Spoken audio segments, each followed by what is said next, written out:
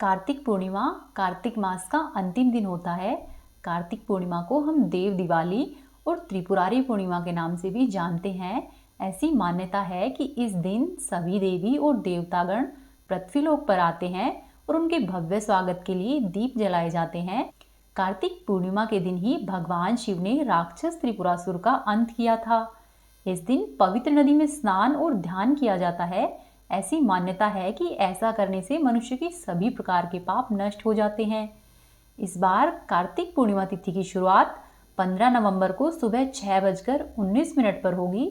वहीं इस तिथि का समापन अगले दिन यानी कि 16 नवंबर को रात्रि में 2:58 पर होगा।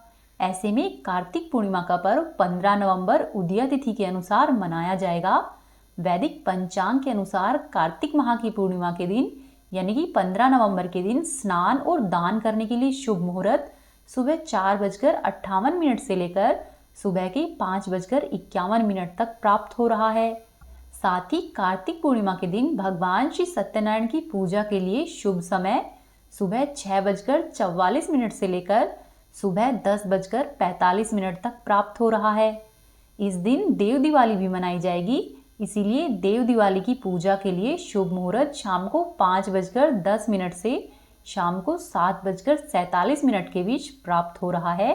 साथ ही कार्तिक पूर्णिमा के दिन माता लक्ष्मी की पूजा का शुभ मुहूर्त 15 नवंबर को रात में 11:40 से 16 नवंबर को रात में 13:33 तक के बीच प्राप्त हो रहा है। 15 नवंबर को चंद्रोदय शाम को 6:51 पर हो जाएगा। आप इन शुभ मुहूर्त में अपनी पूजा संपन्न करें। यदि शुभ मुहूर्त में स्नान दान और पूजा पाठ किया जाता है तो इनका महत्व और अधिक बढ़ जाता है। मान्यताओं के अनुसार भगवान विष्णु का पहला अवतार इसी दिन हुआ था। प्रथम अवतार में भगवान विष्णु मछली के रूप में थे। इस दिन भगवान विष्णु मछली के रूप में जल में विद्यमान रहते हैं। साथ ही कार्तिक पूर्णिमा पर जल में दीपदान प्रवाहित करने यानी कि दीपदान करने की परंपरा है। कार्तिक पूर्णिमा पर गंगा स्नान करना, गरीबों व ब्राह्मणों को भोजन कराना, दीन दुखियों को भोजन कराना और गर्म वस्त्रों का दान करना चाहिए। भगवान विष्णु और भगवान शिव जी दोनों की ही पूजा करनी चाहिए। कार्तिक पूर्णिमा के एक दिन पहले वैकुंठ चतुर्दशी का पूजन होता है। ऐसी मान्यता है कि कार्तिक माह के शुक्ल पक्ष की चतुर्दशी तिथि पर भगवान विष्णु ने भगवान शिव का पूजन किया था। साथ ही भगवान विष्णु ने भगवान शिव को 1000 पुष्प अर्पित किए थे। वहीं ऐसी भी मान्यता है कि कार्तिक पूर्णिमा के दिन कृतिका में भगवान शिव का दर्शन मात्र करने से 7 जन्म तक व्यक्ति ज्ञानी और धनवान होता है। कार्तिक पूर्णिमा के दिन जब आकाश में चंद्रमा उदय हो रहा हो उस समय शिवा, संभूति, संतति, प्रीति, अनुसूया और क्षमा इन 6 कृतिकाओं का पूजन किया जाता है।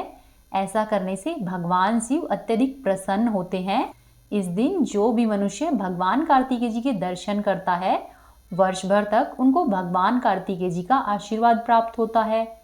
पूर्णिमा के दिन मनुष्य को तिल, गुड़, कपास, घी, फल, अन्न, कंबल और ऊनी वस्त्रों का दान करना चाहिए।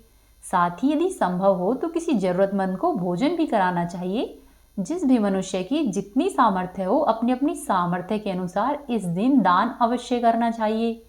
पूर्णिमा पर जो भी दान दक्षिणा की जाती है उसका फल कई गुना होकर मनुष्य को वापस मिलता है।